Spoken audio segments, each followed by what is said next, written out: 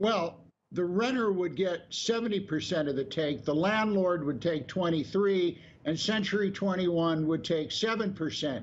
This would allow the government to do something they've had a hard time doing, which is taxing people who are subletting or Airbnb-ing their apartments out. But let's get to the core of this problem. There is a myth that Paris is a livable city. It isn't. Taxes are confiscatory, wages are low, and rents are actually getting higher. 42% over the past 10 years, according to every government and private survey. This has left President Macron with a serious problem because he's trying to attract young people to Paris to regenerate his economy. But the DNA for that to happen isn't here. Paris has turned into a museum, call it Venice without the gondolas, and it's a city that's increasingly for the wealthy, and this move will likely only exacerbate that situation. And Craig, so looking at the broader picture, do you think that this might warrant a broader look at how companies in the gig economy are being forced to actually change their business models because of tighter regulation? We saw just yesterday what happened with Uber in London.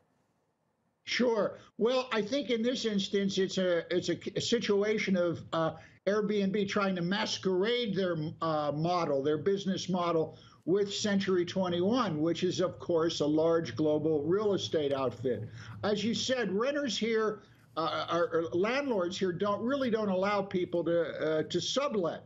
But if you go out on the market, this, you can strangle a statistic to admit anything, but this is actually a remarkable one.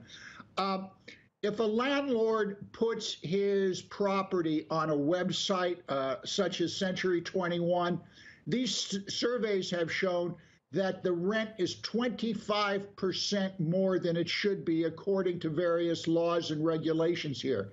If they do it privately without an agency, that percentage goes to 51% above what is believed to be normal.